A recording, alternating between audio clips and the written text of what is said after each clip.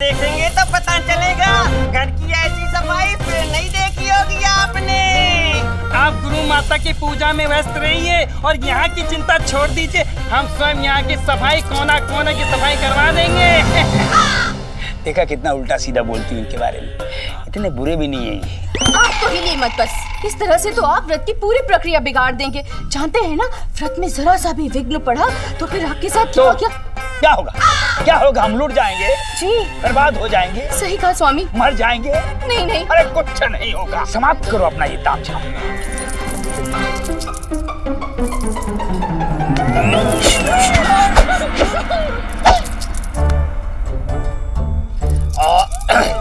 और भी कोई ऐसी जगह है जहाँ तुम्हारे गुरु ने और भी धन छुपा के रखा है और तुम चाहते हो कि हमें पता ना चले?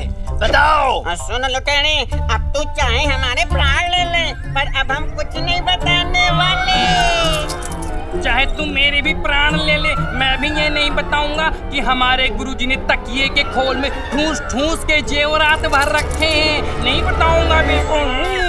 चाहे तू स्वयं जाकर खोल के देख ले, अपार धन के अतिरिक्त कुछ भी नहीं मिलेगा वहाँ पे।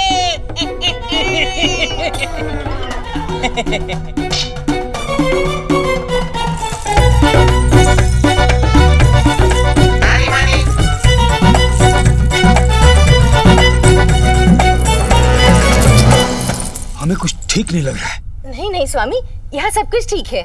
नहीं, कुछ गड़बड़ है। हमारी छठी इंद्री कह रही है कि सब कुछ ठीक है। बाकी 5 इंद्रियां तो ठीक से काम करती नहीं, छठी खा करेगी। हम खुद जाके देखेंगे। क्या नर्स करते हैं स्वामी, बैठे रहिए। आप जानते हैं ना, पूजा पूर्ण होने से पहले आप बिल्कुल नहीं हिल सकते। आपके साथ कुछ भी हो सकता है प्रभु। अभी पूजा पूर्ण करते हैं। क्या नर्स कर रहे हैं? ओम स्वाहा, ओम स्वाहा, मत करिए, ओम स्वाहा, नहीं स्वाहा, ऐसे स्वाहा। हो गई पूजा, हो गई पूजा। नहीं नहीं प्रभु, आशीर्वाद तो देके जाइए। आशीर्वाद धनी।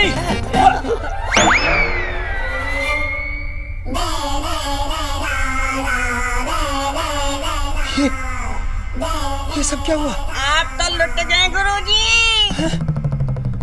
कैसे? बर्बाद हो गए गुरुजी। कैसे? डाका पड़ गया आपके घर में। कैसे? सब कुछ लेके चले गए डाकू। अरे कहाँ? कैसे? धोती लंगोटी तक लूट ले गए। कौन? डाकू। कौन से डाकू? डाकू। अरे कहाँ के डाकू?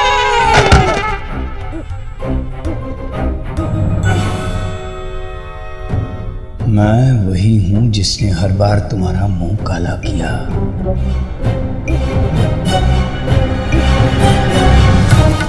रामा!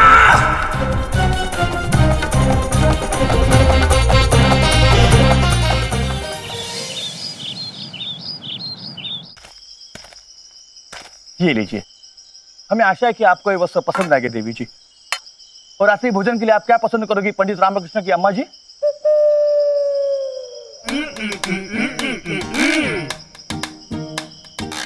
ये क्या कह रही है? ये कह रही है कि अब तुम इन्हें अम्मा कह सकते हो। इन्हें तुम्हारी आवभगत पसंद आई और मिठाइयाँ भी स्वादिष्ट लगी। धन्यवाद। अम्मा, हमें तो बहुत चिंता हो रही है। ये वस्त्र, ये मिठाइयाँ, ये आवभगत, क्या ये सब उचित है? हमें तो ऐसा लग रहा है कि बकरी की बलि चढ़ाने से पहले का दुलार है। उचित है, उचित है। मुफ्त में जो भी मिला सब उचित है। तू चिंता मत कर, रामा है ना, सब ठीक कर देगा।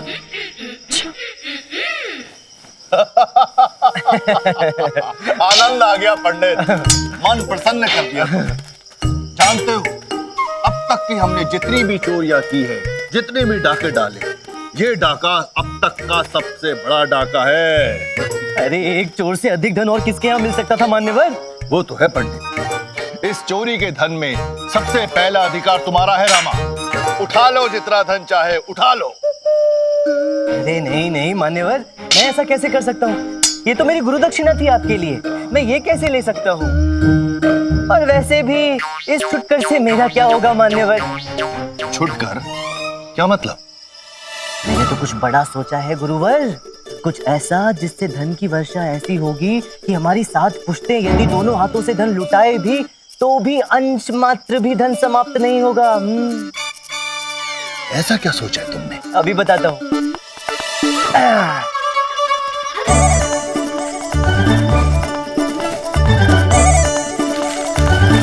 ये देखिए, ये है महाराज श्री कृष्ण देव राय के स्वर्गीय पिता का तैलचित्र।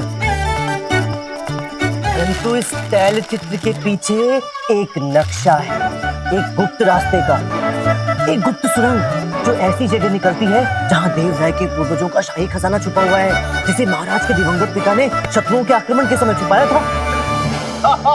शाही खजाना। माँ, ये सब क्या हो रहा है? रामा क्या कह रहे हैं? मेरी भी कुछ समझ में नहीं आ रहा कि नालायक किस चक्कर में है। अब ये सब क्या कर रहा है रामा? कहाँ फंसा रहा है हमें? तुझे क्या लगता है कि शातिर डाकू इतनी आसानी से तेरे चक्कर में आएगा? आएगा, अवश्य आएगा बंधु। देख, इसकी आंखें तो देख, मलाई की कल्पना में कैसे बिल्ली जैसी चमक रही है।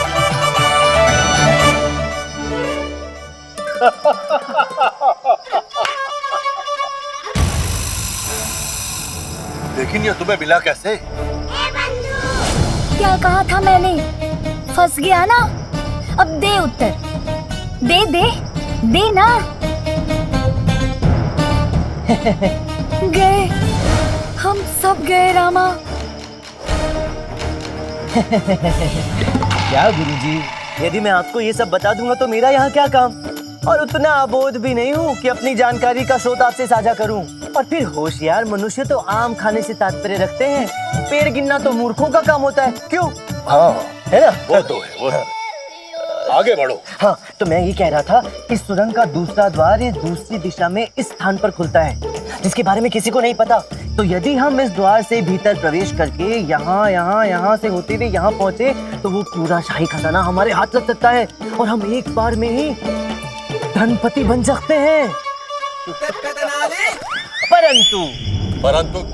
परंतु क्या? हिस्सा इस बार आधा आधा होगा गुरुजी, आधा आपका, आधा मेरा। अरे क्यों बार बार मृत्यु को निमंत्रण दे रहा है रामा? तू इस दुर्दान डाकू से आधा हिस्सा मांग रहा है? कुछ तो होश कर रामा। बड़े घंटाल हो पंडित। देखने में तो बहुत भोले हो, लेकिन हो बहुत चतुर। गुरु दक्षिणा के नाम पर चिड़िया का चुग्गा हमारे आगे डाल दिया और इतने बड़े खजाने में से आधा हिस्सा मांग रहे हो। चलो, तुम भी क्या याद रखोगे? 20% दिया। 40।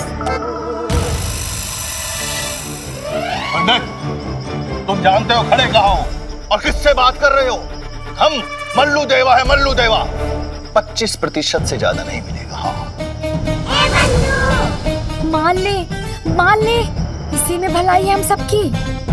35। मल्लू देवा से आज तक किसी ने प्रतिशत मांगने का तो साहस नहीं किया। गए, हम सब गए रामा। 20% स्वीकार है तो ठीक है, अन्यथा स्वीकार है प्रभु, स्वीकार है। आप तो गुरु हैं हमारे, आपसे कैसा गणित? 30% सहर्ष स्वीकार है, बस। अम्मा, अम्मा, क्या हुआ? ठीक तो हो? अम्मा ठीक तो है ना?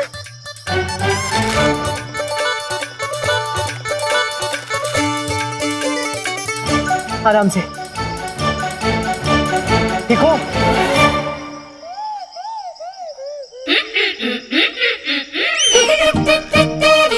बुद्धि भ्रष्ट हो गई है क्या तेरी? है? अम्मा कह रही कि मती मारी गई है क्या? जो स्वयं विनाश को न्योता दे रहे। महल जा रहे हो शाही खजाने पे डाका डालने। अगर पकड़े गए ना तो महाराज एक क्षण भी जाया नहीं करेंगे तुम्हारी गर्दन अलग करने में। अम्मा, अम्मा, अम्मा, अच्छा शांत। तुम बेकार में चिंता कर रही हो अम्मा, ऐसा कुछ नहीं होगा, विश्वास रखो मुझ पे। मैं ये जो भी कर रहा हूँ ना जानबूझ के कर रहा हूँ। अरे तुम समझाओ ना इन्हें। हम क्या समझा? हमें तो केवल एक ही बात बोलनी आती है। क्या? उठा लो।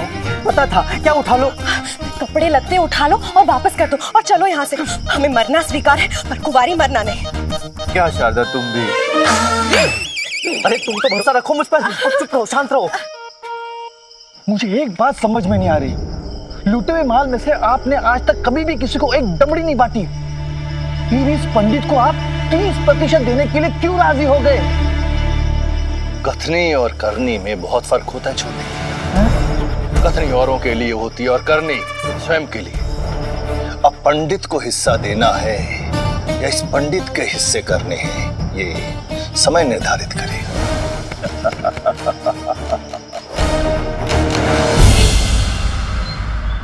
हाँ तो गुरुजी आरंभ करते हैं। चोरी में क्या क्या माल गया? चल मनी तू आरंभ कर। चांदी का वो घड़ा जिसे साहूकार से पूजा के नाम पे था आपने ऐठा, जिसमें थी सोने की बहुत सारी मोहरें, सब चला गया। जुड़वा बच्चे होंगे ये कहकर पूजा के नाम पर जिस संपत्ति से उसकी धन संपत्ति हड़पी, मतलब दक्षिणा ली, चली गई। व्यापार में होगा लाभ, इसी चक्कर में जो मटका भर के आपने हीरे आभूषण सेठ नारायण दास से थे ठगे, मतलब प्रसाद स्वरूप जो थे मिले, सब गया।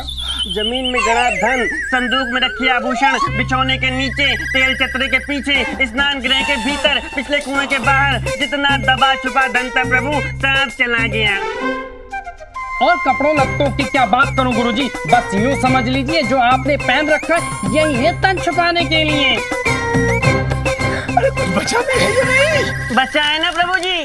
क्या? ये खड़ाऊ। खड़ाऊ? एक खड़ाऊ का वो क्या करेंगे? तो एक खड़ू का आप क्या करेंगे गुरुजी? तो छोड़कर क्यों गए हैं वो? सर पीटने के लिए कुछ तो चाहिए था ना प्रभु जी। इसका अर्थ है कि हम दोनों को भी तो सर पीटेंगे, कुछ तो चाहिए था ना गुरुजी, इसीलिए छोड़ के गए होंगे वो। नहीं नहीं नहीं, ये सब क्या हो गया? ये कैसा अनर्थ हो गया? ये सब हमारे ही कारण हुआ है। ना हम आपकी दीर्घायु के लिए व्रत रखते, ना वो व्रत टूटता और ना हमारे घर पर ये विपत्ति टूटती। हमें दंड तो मिलना ही चाहिए। नहीं, बिल्कुल नहीं, बिल्कुल नहीं। कोई दंड वंड कुछ नहीं किया तुमने, कुछ नहीं हुआ तुमसे। नहीं प्रभु, ऐसे कैसे? ये दंड तो हमें मिलना ही चाहिए। हम अवश्य ही दंड भोगेंगे। कोई आवश्यकता नहीं, हमने कहा ना तुमने कुछ नहीं किया। नहीं प्रभु, ऐसे कैसे? हम दंड भोगेंगे, हम इसे योग्य हैं। हम अपने पति के प्राणों की शपथ लेते हैं और प्रतिज्ञा करते हैं। हमारी बात सुनो। आज से 1 माह तक हर क्षण हर समय, दिन हो या रात, आंधी हो या तूफान, क्या देर रुक जाओ। जहाँ भी होंगे, जिस स्थिति में भी होंगे, न बैठेंगे, न लेटेंगे, न सोएंगे और बस अरे कोई रोको इसे। खड़े ही रहेंगे।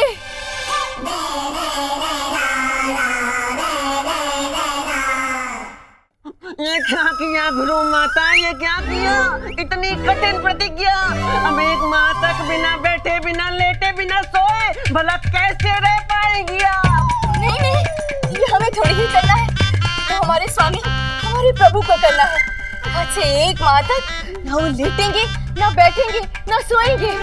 तो तुम लोग तो जानते ही हो ना। जानते हैं गुरु माता जी, हम जानते हैं। यदि आपको ये दंड मिलता तो आप प्रभु भक्ति समझकर सब कुछ बड़े प्यार से सह लेती, लेकिन नहीं, असली दंड ये दंड थोड़ी ना होता। आपको असली दंड तब मिलेगा जब ये कष्ट में होंगे हमारे गुरुजी, क्योंकि आप सब कुछ सहन कर सकती हैं, लेकिन हमारे गुरुजी का कष्ट नहीं सहन कर सकती हैं। इसीलिए आपका वास्तविक दंड यही होगा। हमारे गुरुजी को दंड दे दीजिए गुरु माता। वही तो। धन्य है आप गुरु माता, धन्य है आपकी पति भक्ति और धन्य है आपका ये दंड भी। दंडवत प्रणाम है गुरु माता, कोटि कोटि प्रणाम आपकी इस भावना को। परंतु अब ये तुम दोनों का कर्तव्य है कि आज से 1 माह तक ना तो तुम स्वामी को लेटने दोगे, ना बैठने दोगे और ना ही सोने दोगे। हमने उनके प्राणों की प्रतिज्ञा उठाई है और अगर ये शपथ टूट गई तो उनकी जान पे बनाएगी और हम विधवा हो जाएंगे। आप निश्चिंत रहिए गुरु माता, पलक तक नहीं झपकने देंगे इनकी हम। इनके प्राण के लिए कुछ भी करेंगे हम। हाँ। जीते रहो।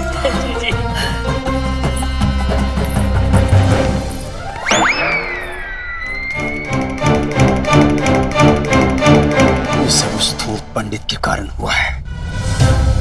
उसने हमें ऐसा घाव दिया है जो उसकी चित्कार से ही भरेगा।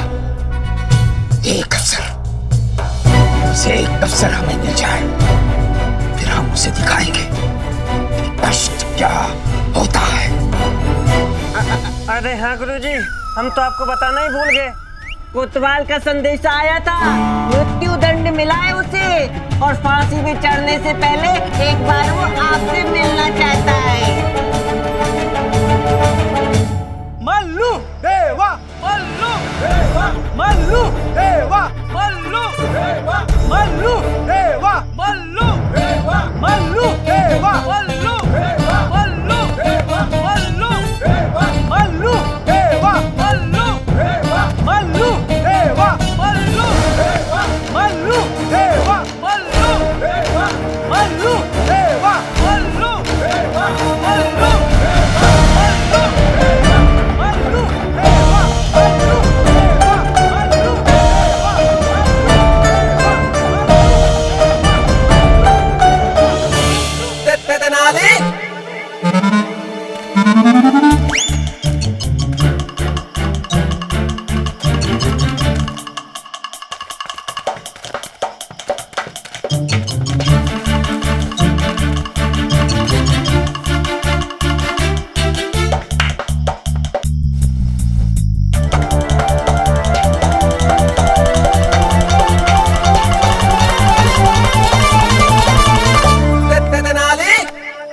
हे माँ, रामा की रक्षा करना।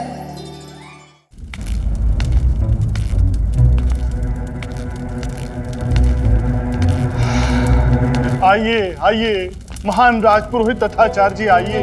देखिए देखिए उस इंसान की दुर्दशा जिसने सदैव आपका साथ दिया। देखिए प्रभु, आपके ऊपर अंधश्रद्धा रखने वालों का हाल देखिए, जिसने जीवन भर आपके हर पाप पुण्य में आपके साथ भागीदारी की, आपके हर आदेश को माना। देखिए प्रभु, देखिए आज वो कहाँ, यहाँ इन सलाखों के पीछे अपनी निश्चित मृत्यु की प्रतीक्षा करता हुआ। आचार्य, आपने जो कहा वो मैंने की और आपने मुझे ही फंसा दिया।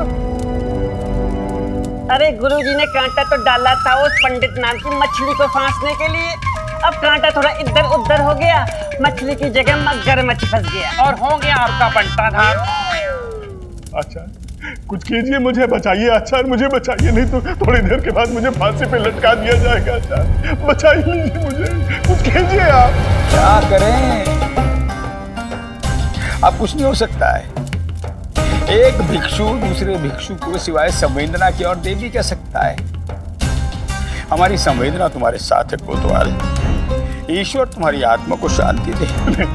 अच्छा ऐसा मत कीजिए आचार्य, कुछ कीजिए, मुझे बचाइए, मेरा उद्धार कीजिए, कोई भी लीला चलाइए आचार्य। क्या बात करते हैं कोतवाल बाबू, गुरुजी का पीला पीला चेहरा देखकर भी नहीं समझे अब कोई लीला नहीं होने वाली है। वो दुष्ट पंडित गुरुजी का सारा घर साफ करके चला गया। अब यहाँ स्वयं गुरुजी के उधार मांगकर खाने के दिन आ गए, तुम्हारा भला कहाँ से करेंगे भाई।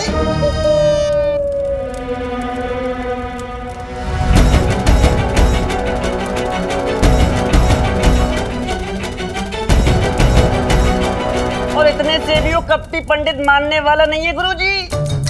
देख लीजिएगा, जहाँ भी होगा इस समय आपके लिए कोई ना कोई खिचड़ी पका रहा होगा।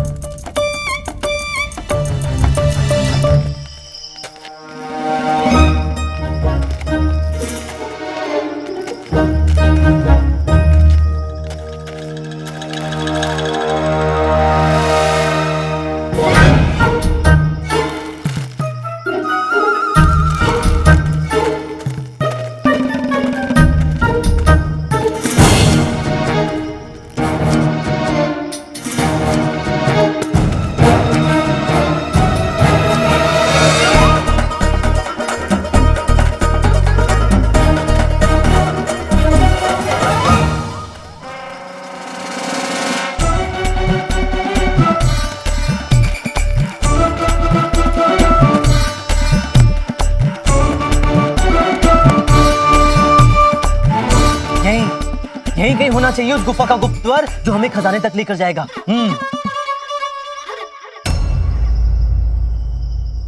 क्या हुआ गुरुदेव, आप मुझे ऐसे क्यों देख रहे हैं? मेरे गुरुजी कहा करते थे, यदि कोई कार्य बड़ी सरलता से हो जाए तो उससे सावधान रहना चाहिए, क्योंकि ऐसे कार्यों के परिणाम सदैव विपरीत होते हैं। सच बताओ पंडित, ये तुम्हारा चलाया हुआ कोई चक्कर तो नहीं, कोई चाल या कोई षड्यंत्र? मैंने कहा था ना, ये शातिर चोर इतनी आसानी से तुझ पर भरोसा नहीं करेगा। रहेगा थोड़े समय के लिए। मरवा दिया रामा तुमने।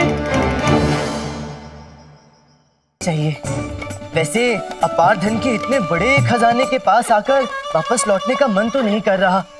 जहाँ अनगिनत हीरे मोती बताए जाते हैं, आभूषणों के छोटे मोटे पहाड़ बताए जाते हैं, अरे सिक्कों के असंख्य ढेर भी बताए जाते हैं, परंतु अब क्या कर सकते हैं, द्वार तो कहीं मिल ही नहीं रहा।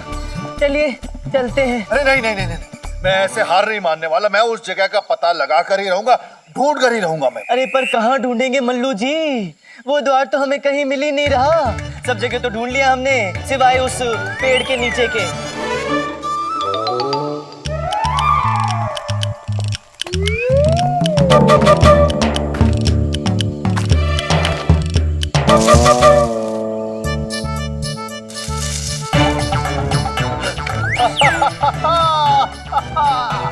मिल गई तुम्हारी गुप्त सुरंग पंडित, मिल गई। वैसे तुम होशियार बहुत हो, लेकिन केवल होशियार होने से सब कुछ नहीं हो जाता। हम जैसा अनुभव भी होना चाहिए। मल्लो देवा, मल्लो देवा, मल्लो देवा, मल्लो। मान गए आपको गुरुदेव, क्या तीव्र दृष्टि पाई है। इसने सही कहा है भाई, गुरु गुरु होता है, सीखो इनसे कुछ। चलिए गुरुदेव हम चलते हैं, आप सब यहीं रहेंगे, अंदर केवल मैं और गुरुजी जाएंगे। क्यों केवल हम दोनों ही क्यों जाएंगे? जा कीजिए गुरुदेव, खजाना ढूंढने जा रहे हैं, मंदिर का प्रसाद खाने थोड़ी ना जा रहे हैं। देखिए कितनी आड़ी तिरछी और सकरी गुफा है, सब साथ में गए तो या तो सब रास्ता भटक जाएंगे या अंदर ही कहीं फंस जाएंगे। हम एक काम करते हैं गुरुदेव, अंदर केवल हम दोनों जाते हैं, बाद में इन्हें बुला लेंगे खजाना ढूंढने के लिए। अरे गुरुदेव आप तो फिर से मुझे घूरने लगे, खच्चर तो आपके पास ही है ना। हाँ वो तो है। ले आओ मशालें।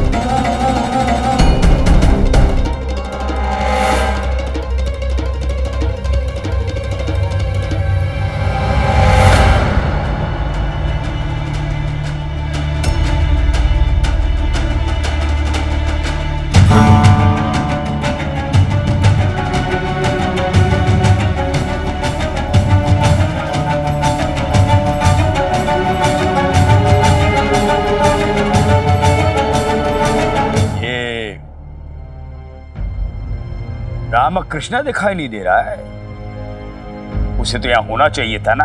है होना तो चाहिए था, पता नहीं कहाँ रह गया।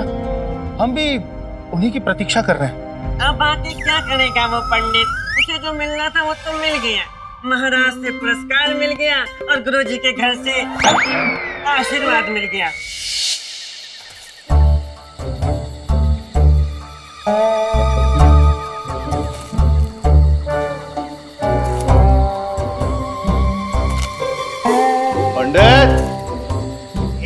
यही हूँ गुरुजी, यही हूँ, ठीक आपके पीछे। आप चलते रहिए, चलते रहिए।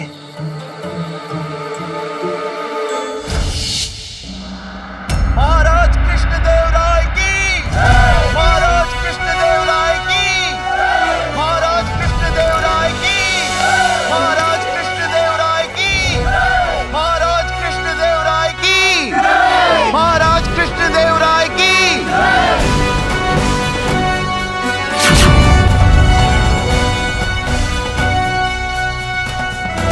किसी भी शासन का मूल आधार होता है उसकी न्याय प्रणाली, उसकी न्याय व्यवस्था।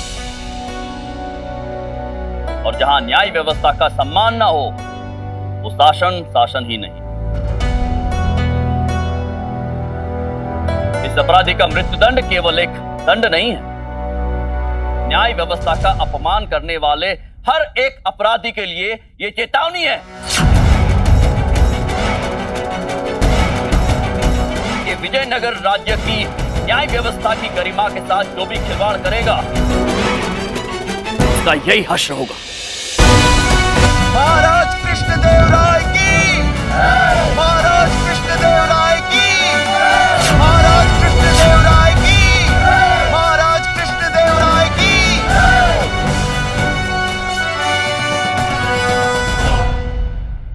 साथ ही हम आभार व्यक्त करना चाहेंगे राजगुरु तथाचार्य और पंडित रामकृष्ण का, जिनके सहयोग के बिना आज ये अपराधी यहां ना होता।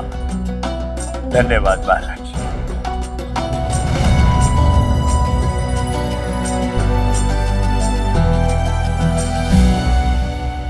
महामंत्री जी, पंडित रामकृष्ण दिखाई नहीं दे रहे, कहां है वो?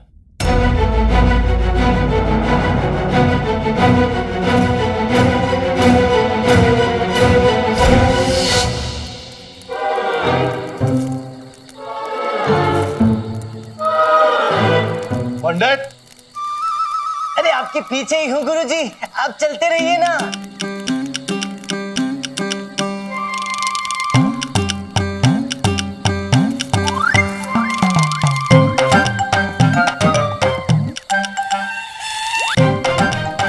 पंडित, महाराज, हमें भी नहीं पता कि वो कहाँ है। हम स्वयं उनकी प्रतीक्षा कर रहे हैं।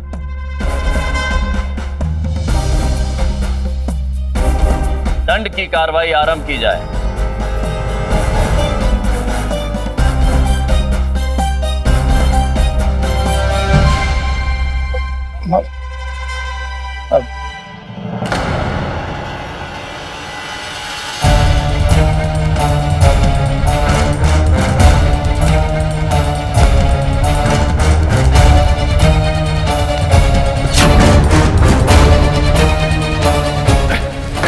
नहीं महाराज, नहीं महाराज, मैं वो चोर नहीं हूँ।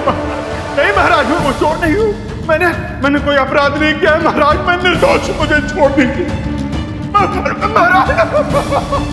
महाराज, मैं निर्दोष हूँ, मुझे छोड़ दीजिए महाराज। पंडित,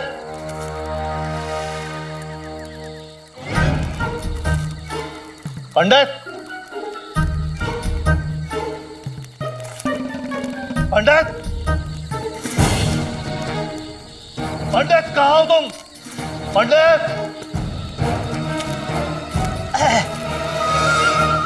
कहाँ गायब हो जाते हो पंडित बीच बीच में? रास्ता भूल गया था मल्लू जी। इस गुफा में इतने मार्ग हैं कि समझ में नहीं आता कौन सा रास्ता कहाँ जाकर कहाँ निकल रहा है। बिल्कुल सही जा रहे हैं नक्शे के मुताबिक।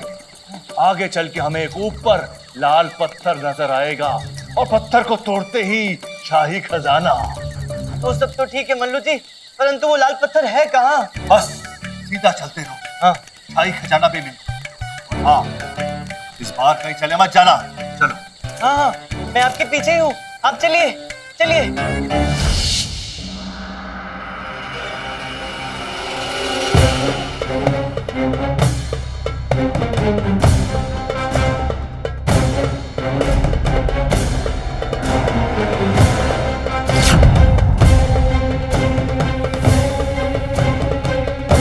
नहीं महाराज, नहीं महाराज,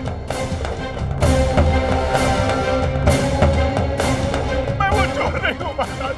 नहीं महाराज, मैं वो चोर नहीं हूँ।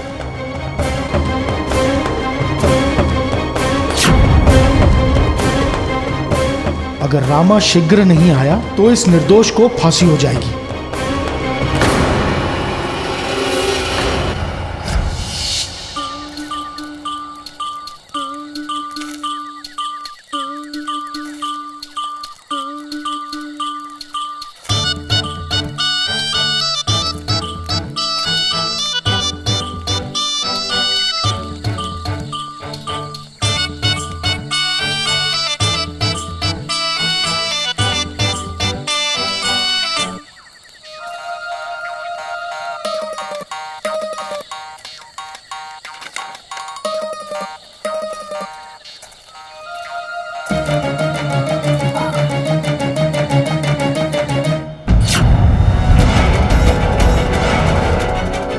महाराज, मैं निर्दोष हूँ, मुझे छोड़ दीजिए।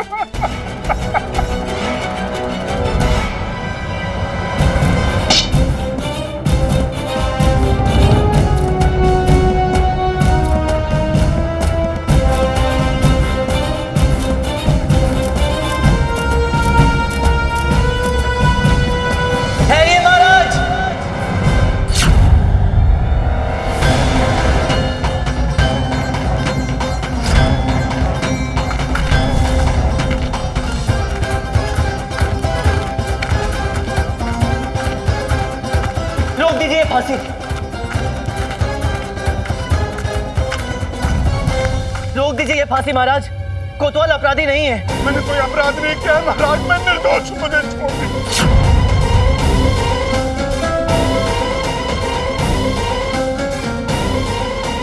ये क्या कह रहे हो तुम पंडित रामकृष्ण? मैं वही कह रहा हूँ जो सत्य है महाराज। कोतवाल वो अपराधी नहीं है जिसे समझकर इन्हें फांसी दी जा रही है। कोतवाल निर्दोष है। ये क्या मजाक है रामकृष्ण? तुमने ये प्रमाणित किया था कि ये... क्षमा करें महाराज, मेरे पास और कोई विकल्प नहीं था महाराज। असली चोर को पकड़ने के लिए ही मैंने कोतवाल को चोर सिद्ध किया, एक मोहरे की तरह,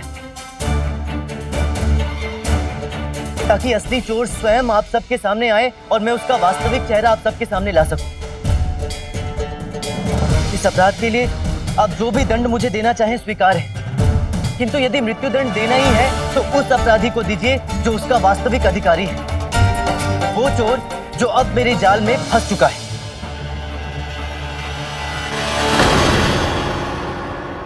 तो वो असली अपराधी कहाँ है पंडित रामकृष्ण? अभी प्रस्तुत करता हूं महाराज।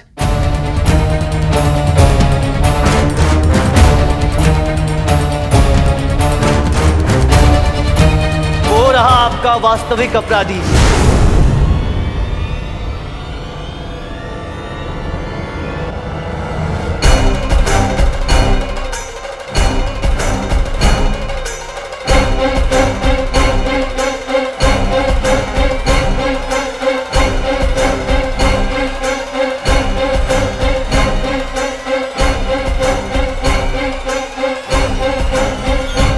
अपराधी कहाँ है पंडित रामकृष्ण? बस अभी आपके सामने उपस्थित होगा महाराज। धरती फाड़ कर बाहर निकलेगा वो।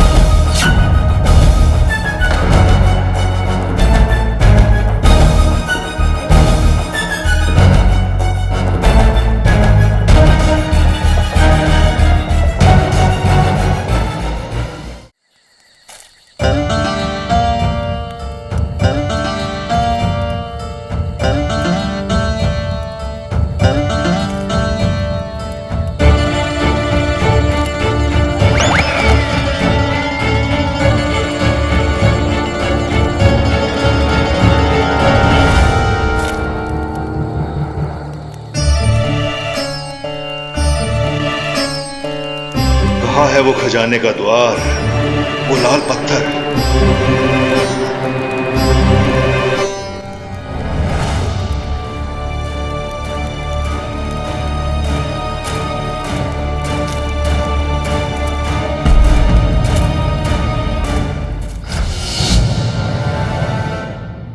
सुनिए महाराज, और सुनिए। अब अपराधी धरती से निकलेगा। अपराधी ना हुआ, आलू की खेती हो गई, धरती में उगेगा।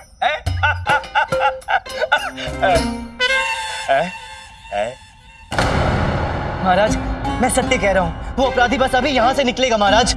वो यही धरती का सीना प्रपंच है महाराज इसका। पाखंडी आदमी है, पाखंड कर रहा है। एक और पाखंड है इसका ही। नहीं महाराज, इसमें कोई पाखंड नहीं है, मैं सत्य कह रहा हूँ। कोई सत्य नहीं बोल रहा महाराज। महाराज मेरा विश्वास कीजिए, वो अपराधी यहाँ से अभी आएगा महाराज। बस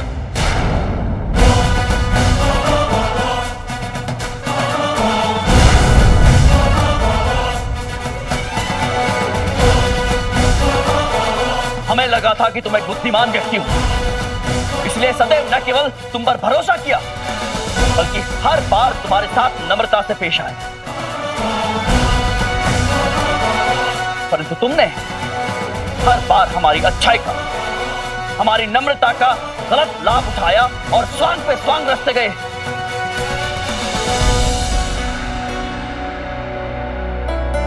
किंतु बस पंडित रामकृष्ण, और नहीं, अब हम तुम्हारे प्रपंच में नहीं आने वाले।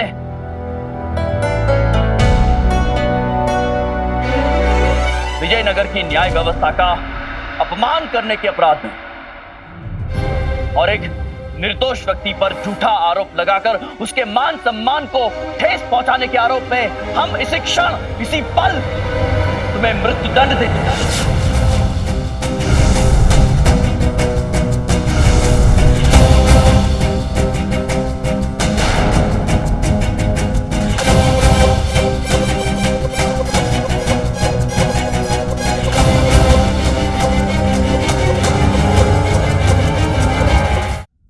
तुम्हें मृत्यु दंड देते हैं।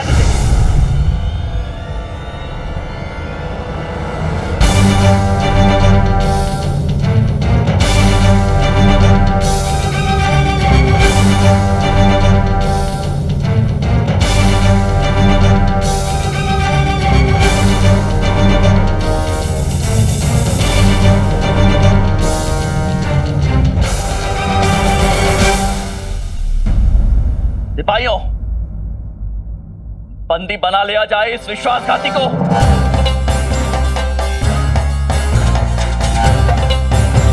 और इस कोतवाल की जगह पर इसे फांसी पर लटका दिया जाए।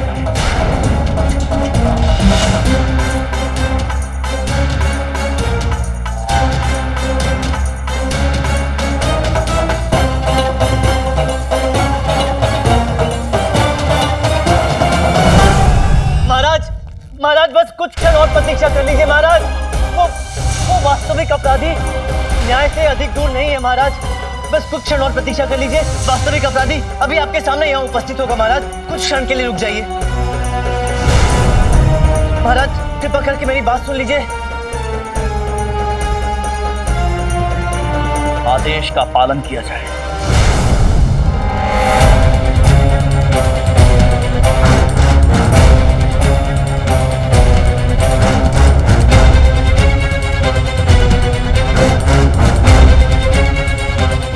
महाराज मैं सत्य कह रहा हूं। आप महाराज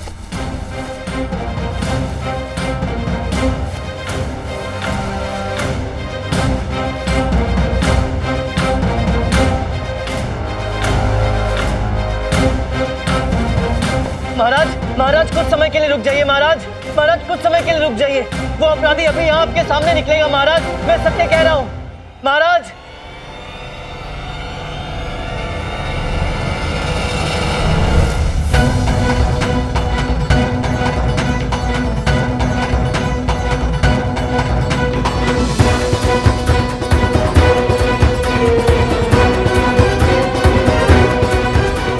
भगवान, मैं तेरी शरण में आ रहा हूँ। मेरे प्राण स्वीकार कर।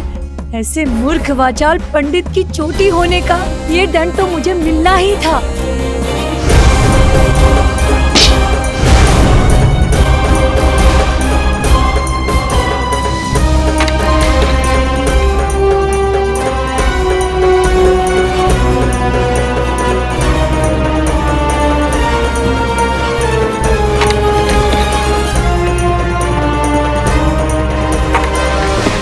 रुकिए महाराज।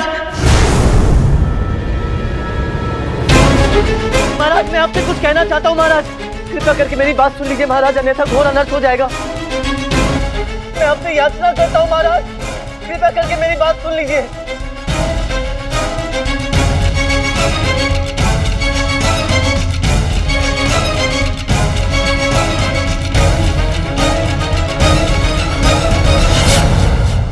धनिया पता होगा इसे कौन सा गिरे किस गिरे के पांव से गुजरते हैं। बताइए गुरुदेव, बताइए महाराज को कि यदि इस मुहूर्त में मुझे मृत्यु दंड दिया गया तो क्या हो जाएगा?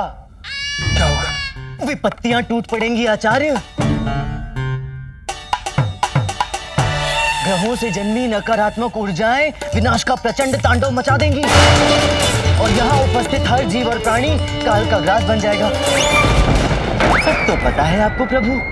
है? पता है? हाँ?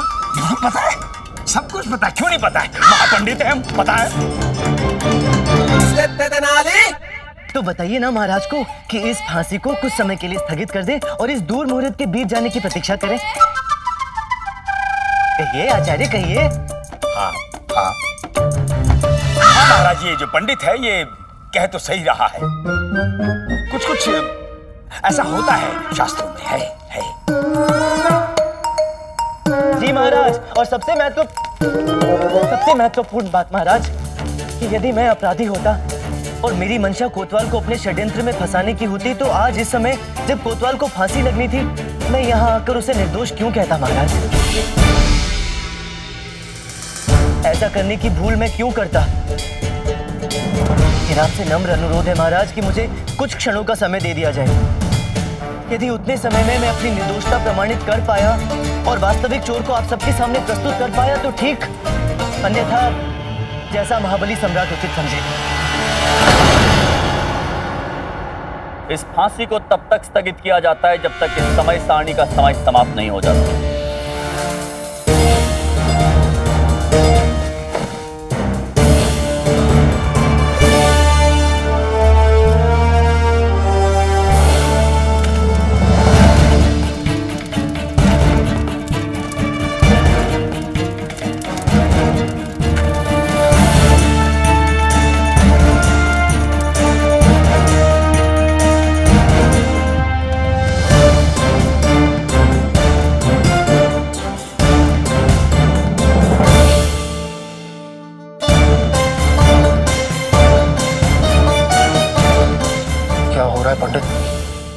समय निकलता जा रहा है।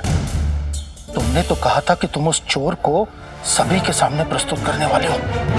कहाँ है तुम्हारा वो चोर? नहीं जानता महामंत्री जी, अब तक तो उसे आ जाना चाहिए था। अरे अगर आना होता तो कब का आ जाता। मुझे नहीं लगता कि अब वो आएगा।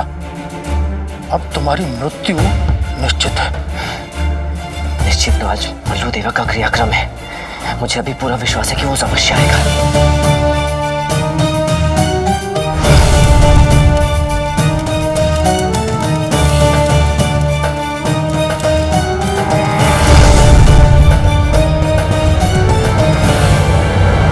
समाप्त हुआ महाराज।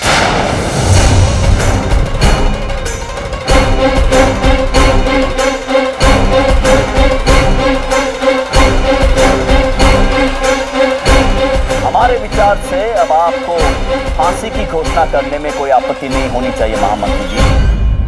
अब दंड दिया जाए। महाराज, सिपाहियों,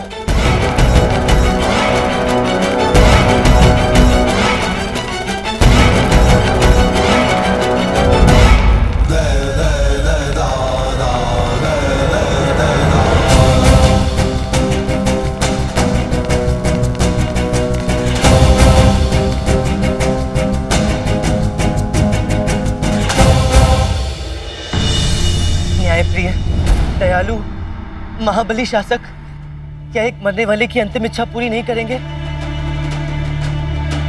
क्या अंतिम इच्छा महाराज? कौन सी अंतिम इच्छा? अब जिसे जाना ही नरक में है, उसकी अंतिम इच्छा का क्या बोल महाराज।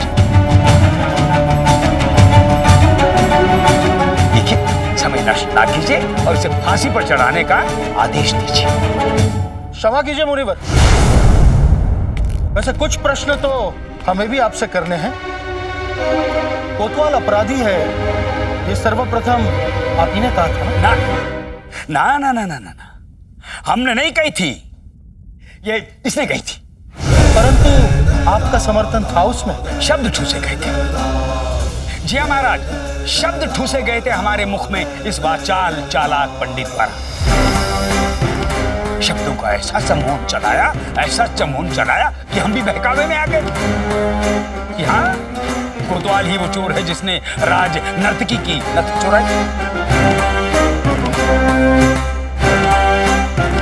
बड़े आश्चर्य की बात है महाराज कि हमारे राज दरबार के आचार्य तथाचार्य जैसे ज्ञानी पंडित एक साधारण से अपराधी की बातों में आ गए। साधारण अपराधी नहीं है महाराज, ये साधारण अपराधी नहीं है। इस धूर्त के दिमाग में हर समय केवल और केवल छल कपट छल कपट छल कपट छल कपट चलता रहता है। शक्ल देखिए इसकी, अब भी वही चल रहा। हम सबको बातों में उलझाकर फांसी से बचने का प्रयास कर रहा है। महाराज, हमारा तथाचार्य का आपसे अनुरोध है कि दंड की कार्यवाही तत्काल पूरी की जाए। कार्रवाई होगी आचार्य, अवश्य होगी और इसी समय होगी। किंतु यदि इस अपराधी की कोई अंतिम इच्छा हो, देवराय कुल की न्याय परंपरा के अनुसार उसे सुनना और यदि संभव हुआ तो उसे पूरा करना हमारा कर्तव्य है।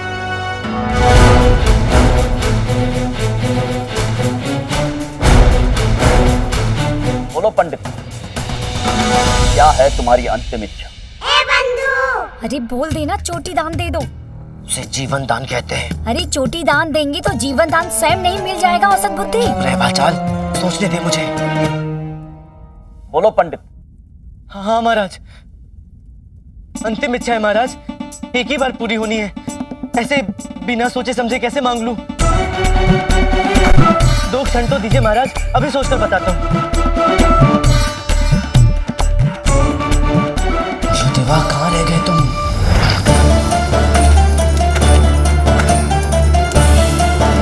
कहाँ है वो लाल पत्थर? कहीं मैं उसे पीछे तो नहीं छुड़ाया?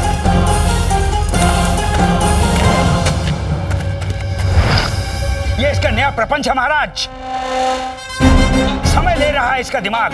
कोई नई युक्ति, कोई नई योजना, कोई नया विकल्प ढूंढ रहा है इसका मस्तिष्क, ताकि हम सबकी आंखों में धूल झोंक कर यहां से निकल सके।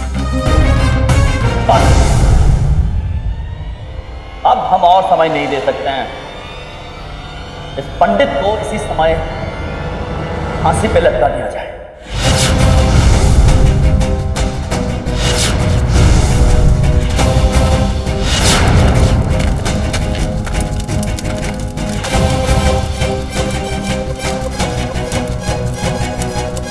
सही जा रहे हैं नक्शे के मुताबिक। आगे चल के हमें ऊपर लाल पत्थर नजर आएगा और पत्थर को तोड़ते ही शाही खजाना।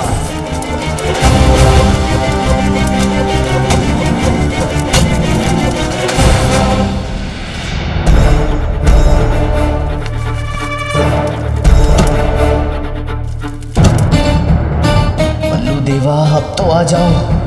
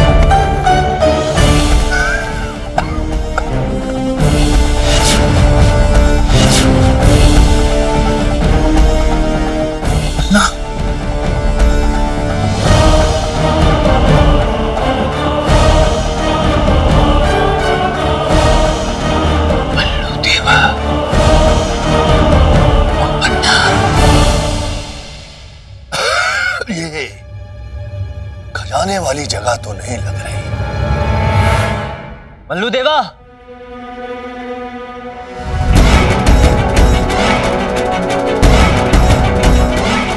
ये सब क्या है पंडित? और तू यहाँ क्या कर रहा है? और तूने कहा था ये सुरंग का रास्ता सीधा शाही खजाने में जाता है। तुझे सुरंग में मेरे पीछे होना चाहिए था। कहाँ है शाही खजाना? रास्ता बिल्कुल सही जगह निकला है मल्लू देवा। वो देखो, विजयनगर राज्य का सबसे बड़ा खजाना तुम्हारे पीछे है। देखो।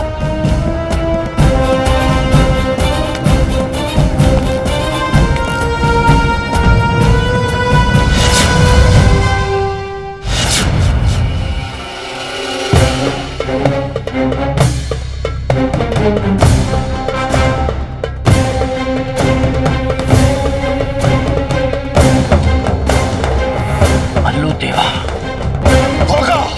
पंडित, तूने मेरे साथ धोखा किया है पंडित। सिपाहियों,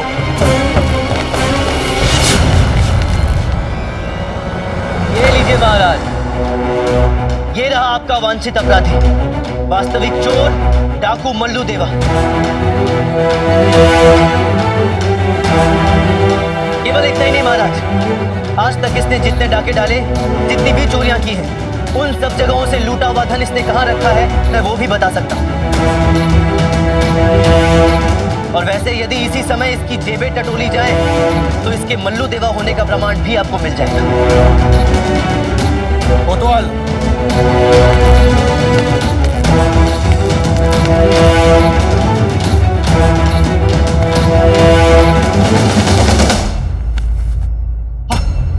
ये रहा महाराज, वो तलवार का चिन्ह।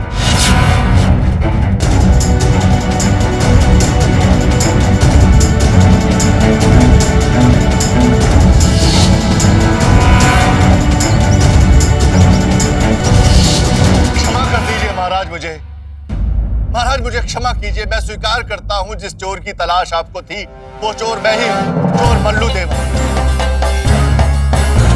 और शहर में जितनी भी चोरियां हुई है वो सब चोरियां मैंने की थी महाराज। यहाँ तक कि महारानी की सोने की शाही कंघी भी मैंने ही चुराई थी। मैं अपने सारे अपराध स्वीकार करता हूँ महाराज। कृपया करके मुझे मारिए, मुझे क्षमा कर दीजिए महाराज। ले फिर बाजी मार ले गए पंडित। शक्ल तो देख इस बुड्ढे की, जैसे कोई टांगी वाला आम चूस के फेंक गया हो। क्षमा करें महाराज,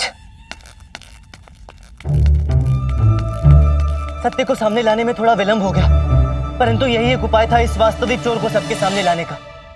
मेरी योजना को सफल बनाने के लिए ही मैंने कोतवाल पर झूठे आरोप लगाए थे, ताकि ये वास्तविक अपराधी निश्चिंत और निर्भय हो जाए और इसे पकड़ना और भी आसान हो जाए। इसी को पकड़ने के लिए मैंने सबके सामने इसे भला बुरा कहा, इसका अपमान किया, इसके झूठे अहंकार को चोट भी पहुंचाई, ताकि ये गुस्से में मुझ तक पहुंचे और इसका असली चेहरा मेरे सामने आ सके। और हुआ भी ऐसा ही महाराज। मेरा निशाना बिल्कुल सही जगह जाकर लगा। इसने मुझे मेरे पूरे परिवार के साथ अगवा कर लिया और आखिरकार मुझे पता चल गया कि अपराधी और कोई नहीं, ये गोपन्ना है।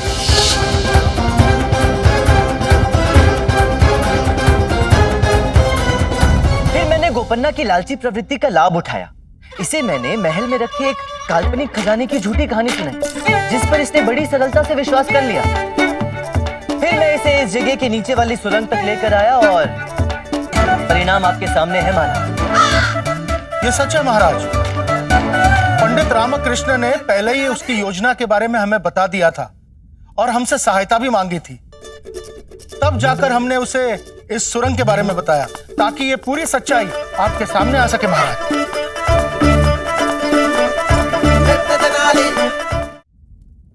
ले जाओ इसे।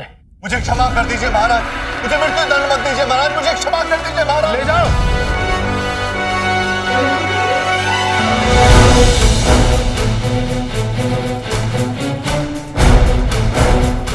पंडित रामकृष्ण, जिस बुद्धि कौशल का परिचय देकर तुमने अपराधी को पकड़वाया और स्वयं को निर्दोष साबित किया है, वो अत्यंत प्रशंसनीय है। हम बहुत प्रसन्न हैं तुमसे पंडित रामकृष्ण।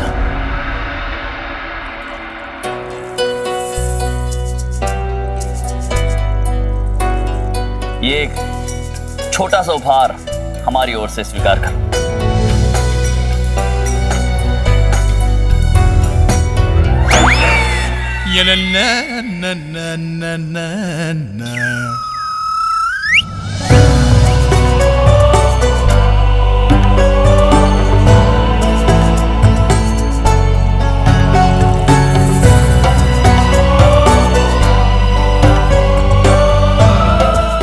सौभाग्य है महाराज, मेरा सौभाग्य है।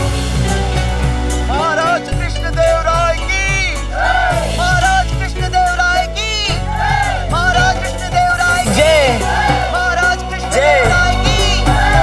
परंतु महाराज, मेरा परिवार अभी मल्लू देवा के आदमियों के पास बंदी है। निश्चिंत रहो पंडित, अब तुम्हारे परिवार की सुरक्षा हमारा दायित्व है। वचन देते हैं तुम्हें कि बहुत ही जल्द तुम्हारा परिवार सकुशल तुम्हारे साथ होगा। हाँ मंत्री जी। महाराज, हमारे सिपाही मल्लू देवा के ठिकाने के लिए निकल चुके हैं। धन्यवाद।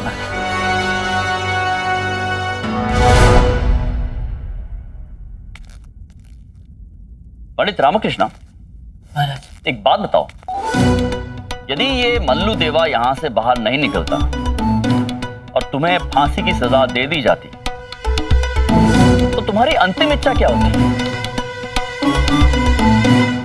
फिर तो महाराज मैं आपसे किसी अलग प्रकार के मृत्यु देने का अनुरोध करता।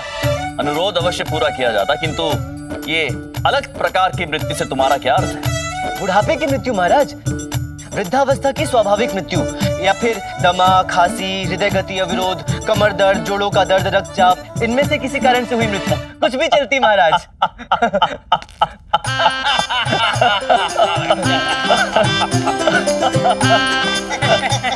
पंडित रामकृष्ण, तुम सचमुच असाधारण हो, क्योंकि हमने आज तक किसी भी मनुष्य को मृत्यु शिखर पर इतना हास्य विनोद करते नहीं देखा है।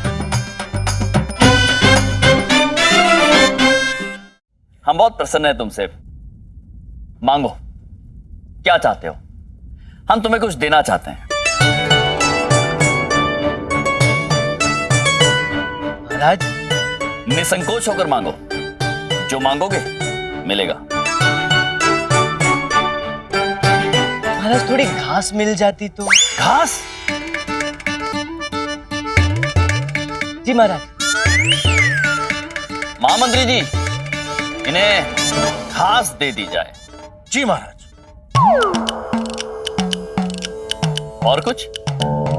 घास तो मिल गई महाराज, परंतु खिलाऊंगा किन्हें? बकरियां तो है नहीं मेरे पास। बकरियां? महामंत्री जी, बकरियां? बकरियां मिल जाएगी महाराज। एक खूंटा भी मंत्री महोदय, बकरियों को बांधने के लिए महाराज। खूंटा भी दे दीजिए। और कुछ? महाराज, बकरियां भी मिल गई, परंतु मैं उन्हें बांधूंगा कहाँ? उनके लिए एक छोटा मोटा छप्पर भी तो होना चाहिए। होना चाहिए? महामंत्री जी, हो जाएगा महाराज। चलो, छप्पर भी हो गया, परंतु बकरियों का ध्यान रखने के लिए अम्मा और धर्मपत्नी को उनके साथ होना आवश्यक है। पर वो कैसे रहेंगे? उनके लिए छोटा मोटा दालन, खाने पीने की व्यवस्था, जल आपूर्ति का साधन, विश्राम का स्थान और थोड़ी बहुत भौतिक सुविधाएं भी तो आवश्यक है, अति आवश्यक है। महामंत्री जी, हो जाएगा महाराज। और कुछ? नहीं महाराज, और कुछ नहीं, बस इतना कि जानते थे हम, पता था हमें कि ये बस इतना ही, कुछ और अवश्य है। तो बताओ पंडित रामकृष्ण, और कुछ क्या चाहिए? आपकी दया से इतना सब कुछ मिल गया महाराज, परंतु ये सब मैं रखूंगा कहाँ? इतना सब सामान रखने के लिए तो एक छोटा सा नहीं, एक बड़े से घर की आवश्यकता होगी ना, जो तुम्हारे पास नहीं है। जी महाराज। महामंत्री जी, महाराज, वो सारी चीजें जो इन्होंने मांगी है और जो मांगने वाले हैं, जो आप और हम समझ चुके हैं, वो सारी चीजें इन्हें प्रदान कर दी जाए। जी महाराज। अब हम इनकी और बस इतना ही सुनना नहीं चाहते हैं। यदि आपका हो गया हो पंडित रामकृष्ण, तो हम चले। जी महाराज, बहुत बहुत धन्यवाद।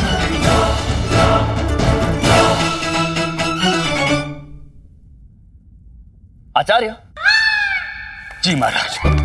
क्या आपको ऐसा नहीं लगता है कि हमारे दरबार का जो वातावरण है वो आजकल बहुत ही बोझिल सा, फीका फीका सा हो गया है?